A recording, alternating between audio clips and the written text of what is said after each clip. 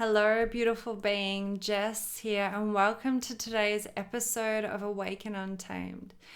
Today, we're talking about how to identify if you are being the mother instead of the lover with your man and things to stop doing, okay?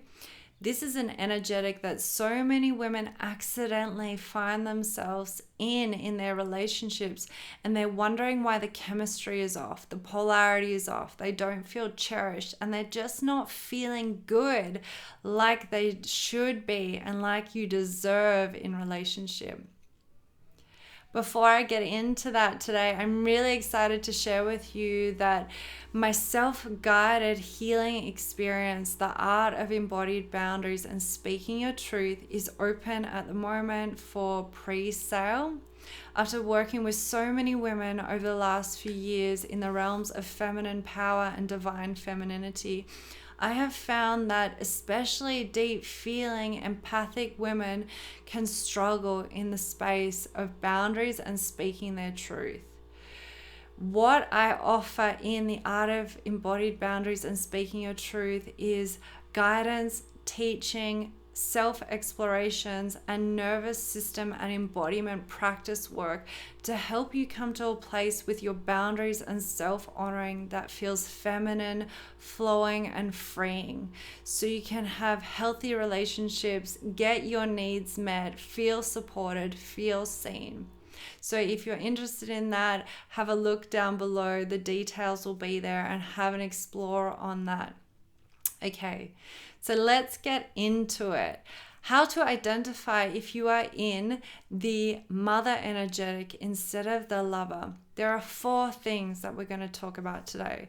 The first one is really obvious, clear red flag, and that is you refer to your man at any stage in any conversation as a child or one of your children. If you are doing this, I really invite you to stop this immediately. Firstly, the energetic that you are holding here is not supportive of sacred union and the love that you want. This is deeply disrespectful of men and the divine masculine, okay?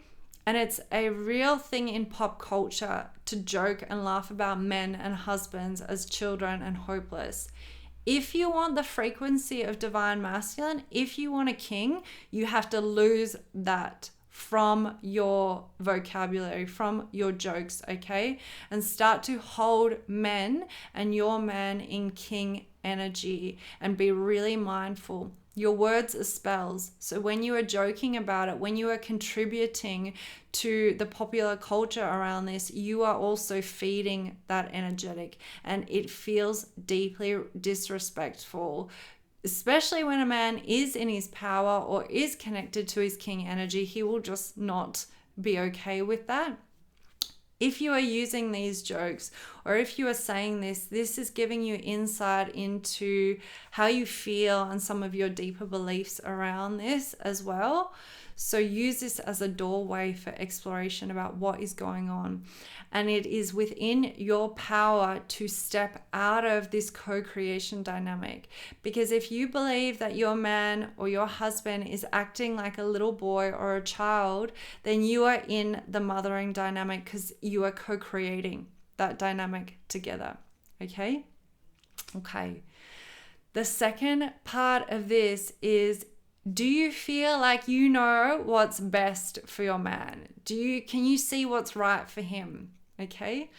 And sometimes this is really true, especially in long-term relationships, especially with our beloved. We can see stuff that maybe they can't see. We can see their shadows, we can see their wounding that they haven't yet explored to the depth. And that is one thing, and that can be beautiful when delivered with permission or in a way that has safety. I'm talking about when you just really feel like you know best for your man, and this comes out as a frequent thing. This comes out as an everyday thing. This can come out from anything by telling him what to wear, telling him what kind of activities he should be doing, telling him he needs to go to the gym more, telling him what books, what courses to read. This comes out a lot with spiritual women when they're like, my partner needs to get up to how conscious I am and needs to get into his king energy.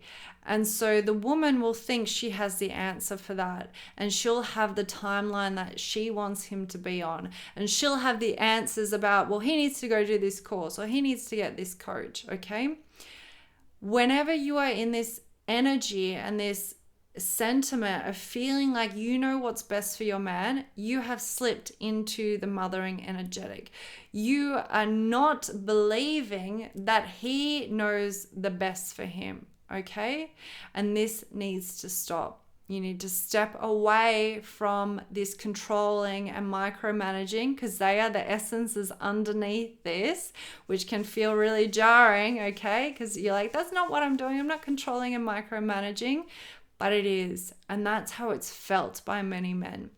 And you know, if you've tried guiding and telling your man like this, there is met with so much resistance, because men don't want to be told what to do, okay? It's different if he's asking for advice and comes to you, and then it's permission based, okay? And he's actually going to receive it. So let go of the reins, let go of thinking you know what's best for him, because when you keep thinking that, you are not holding him in that energetic of the powerful queen, and you are not in the lover energetic, you are in the mother energetic. This dovetails really nicely into the third point that you need to look out for. So does he default a lot of his leadership, a lot of his decision making to you? Is he coming to you for advice like all the time? Does it feel like he can't take a step forward by himself? Because men who don't have clarity, who aren't clear on their mission and direction, are not embodying their divine masculine, are not embodying their king energy. So if he is defaulting a lot of decision making to you, he is checking in with you a lot day to day, then that is really suggesting that you have this distorted power dynamic going on and this mothering dynamic going on. And the way that you can cease this is by starting to lean back and redirect him into the leadership role. So you might be doing that when he comes to you asking for advice, just saying, well, what do you think? What do you think? And literally putting it back on him. And then you are seeing and feeling into if he has the capabilities to step into that. But you need to step out of that role of being the solution to his problems if you want to be the lover and not the mother, okay? The last thing here that you want to look out for in this mothering dynamic is your man coming in and reacting in a way like a child would as a default kind of response to you? So is there a lot of tantrums? Is there a lot of kind of just reacting in a childlike way when he doesn't get his way with you? So maybe he wants to have sex and you're not available for that right now, or it doesn't feel good in your body. How does he react to that? Does he take that child energetic, or is he able to respectfully meet you as a partner, as a man? So that is another flag here that there may be a child-mother dynamic going on. Now, I want to say a caveat to that sometimes that will just be that man's state of being, his emotional capacity, his response. Especially if it is early days and you are dating and just looking out for signs and data of who this man is and whether he is compatible. Really just look out for that. How does he react when you're upset or you say no, okay? Because this can give you really valuable feedback about whether this man and his capacity emotionally is able to meet you in partnership, okay? So there's 4 things that you can tell if there is a mother dynamic instead of a lover. As I said, if you want a healthy, thriving, deeply connected relationship, beautiful sex life, chemistry that lives on, then you need to be in the lover dynamic as a woman. Often women will go into the mothering dynamic when they are used to being caretakers, okay? Or when they don't actually feel safe with men. If you would like support in understanding how to be in a powerful, feminine, embodied, energetic with men, and lean back but still receive what you desire and feel safe to voice your boundaries, voice your truth, then I would love to support you in that. See the details below. If this episode was valuable to you and you think other women need to hear this message, please take a screenshot, share this episode on Instagram and tag me at jessicajordan.co. More women need to hear this because we are all deserving of healthy, thriving, deeply fulfilled, sacred union and healed family dynamics.